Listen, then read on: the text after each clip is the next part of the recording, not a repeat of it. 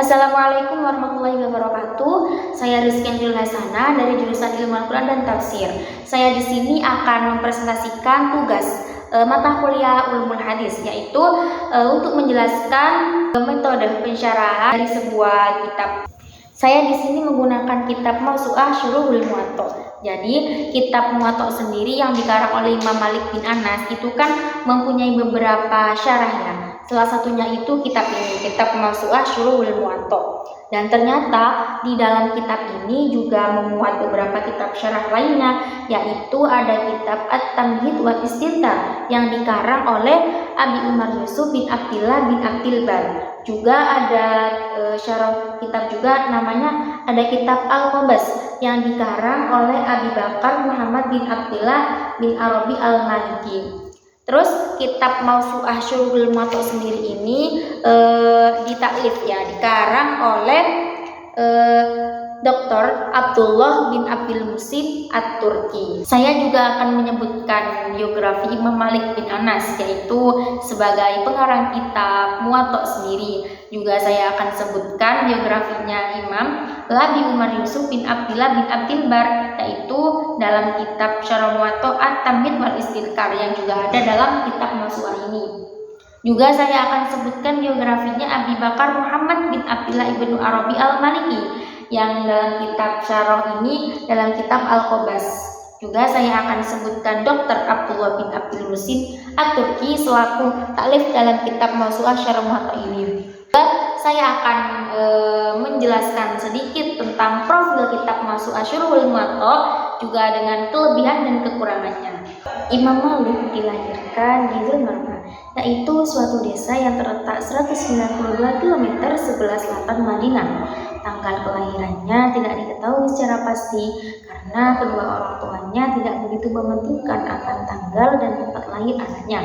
Namun tahun 93 Hijriah atau 711 Masehi adalah tahun yang umum dipakai sebagai tanggal kelahirannya. Menurut Yahya ibn Bukair, yaitu salah seorang murid Imam Malik sekaligus yang meriwayatkan Al-Muwatta, bahwasannya Imam Malik sendiri itu menyatakan bahwa beliau itu lahir di tahun 93 Hijriah atau 711 Masehi. Namun tahun kelahirannya yang paling masyhur adalah tahun 179 Hijriah atau 812 Masehi. Beliau adalah Abu Umar Yusuf bin Abdullah bin Muhammad bin Abdul Bar bin Hashim An-Namiri Al-Qurtubi Al-Andalusi Al-Maliki. Al-Hafidz Ibnu Abdul Bar adalah seorang Arab asli dari kabilah Namr. Para ulama berbeda pendapat tentang tahun dan bulan kelahiran beliau. Menurut pendapat dan referensi yang kuat, beliau dilahirkan pada hari Jumat tanggal 5 bulan Rabiul Akhir tahun 368 Hijriah. Adapun ayahnya yang bernama Abdullah bin Muhammad termasuk ahli fikih terkemuka di kota tersebut. Oleh sebab itulah sang putra tumbuh dengan sangat baik dalam ilmu dan ibadah. Ibnu Abdul Bar juga mendengarkan hadis dari sekian banyak ulama di kota Kurtuban. Guru-gurunya adalah para ulama dalam berbagai cabang ilmu seperti fikih, hadis, bahasa, sejarah, dan adab. Karena begitu cepatnya perkembangan ilmunya, Ibnu Abdul Bar menjadi buah bibir di kalangan ulama terkenal saat itu. Telah beliau akan sejajar dengan ulama-ulama besar dan sekian banyak orang berbondong-bondong untuk menimba ilmu darinya. Beliau belum pernah melakukan rihlah atau perjalanan untuk menuntut ilmu di luar negeri Andalus. Namun beliau meninggalkan Cordoba lalu menjelajahi berbagai penjuru timur dan barat Andalusia. Namun beliau belum sempat menimba ilmu dari ayahandanya yang meninggal terlebih dahulu pada tahun 380 Hijriah. Beliau adalah seorang ahli fikih, ahli ibadah, dan ahli tahajud. Beliau termasuk ulama yang telah mencapai level ijtihad, dan ini tergambar dalam berbagai karya tulisnya yang fenomenal. Beliau meninggal di kota Syatibah dan disitulah beliau dimakamkan. Peristiwa itu terjadi pada akhir bulan Rabiul Awal tahun 13 Hijriah. Beliau meninggal pada usia 95 tahun lebih 5 hari. Biografi Abi Bakar Muhammad bin Abdillah ibnu Arabi Al-Maliki. Nama lengkap beliau adalah Abu Bakar Muhammad bin Ali bin Muhammad bin Ahmad bin Abdillah At-Tai Al-Hatimi yang lebih dikenal dengan sebutan Ibnu Arabi.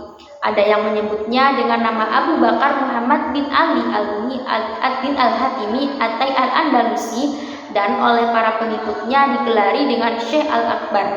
Ayahnya bernama Ali bin Muhammad, yaitu seorang ulama fikih dan ahli hadis, yaitu seorang tokoh zuhud dan ahli tasawuf. Beliau adalah tokoh yang sangat terkenal dan berpengaruh dalam bidang politik. Beliau bersahabat akrab dengan para filosof. Beliau juga sebagai pegawai pemerintah di masa Muhammad bin Mardanis, yaitu penguasa Mursia. Ibnu Arabi itu pergi ke Aleppo dan kemudian ke wilayah Damsyik untuk menziarahi Masjid Bait al-Maqdis.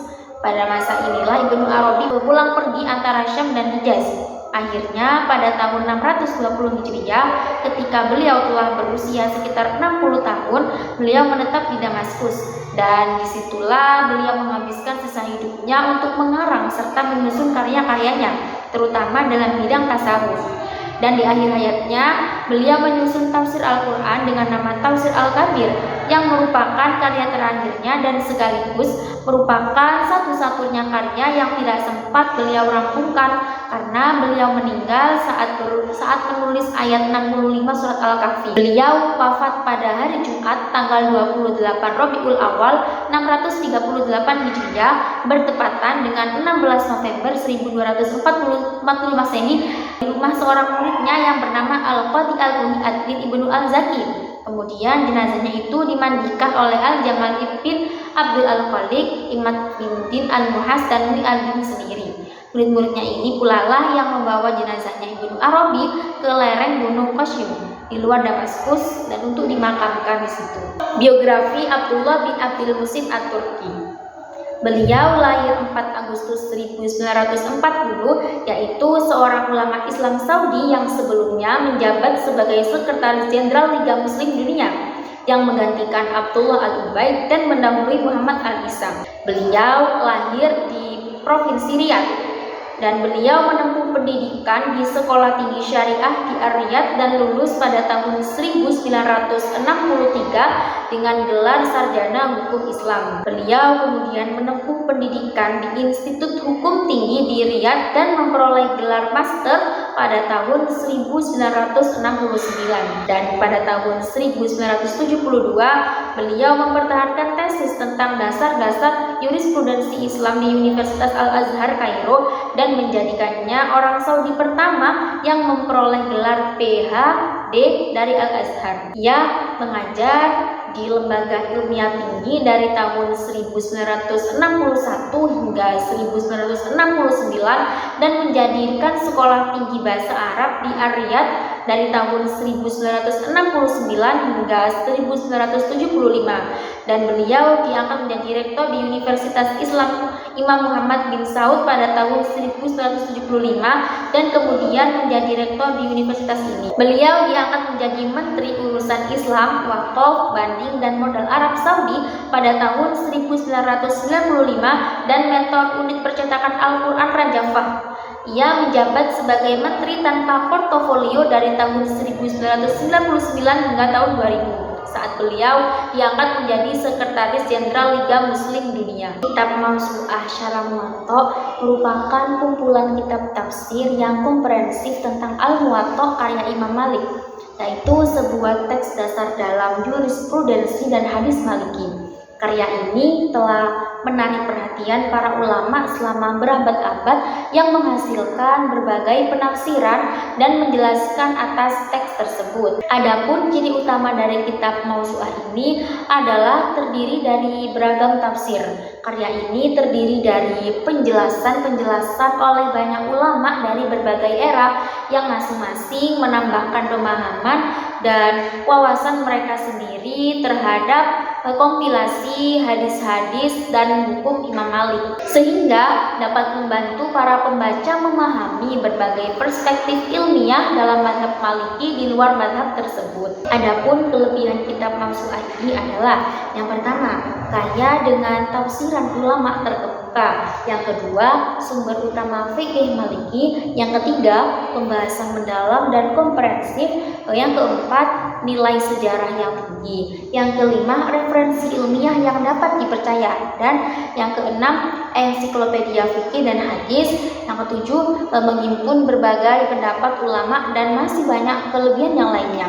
Adapun Adapun kekurangan kitab mausu'ah adalah yang pertama, bahasanya yang sulit dan kompleks, yang kedua, terlalu fokus pada mazhab Maliki, yang ketiga, ukurannya yang besar dan detail yang sangat mendalam, yang keempat, kurang menyentuh isu kontemporer, yang kelima, diperlukan latar belakang yang kuat, yang keenam, panduan praktis yang minim, yang ketujuh, keterbatasan untuk pembaca non-Arab. Baik, saya di sini akan coba untuk mempresentasikan metode pensyarahan yang digunakan dalam kitab Mausu'ah Syuruhul Muwatta ini.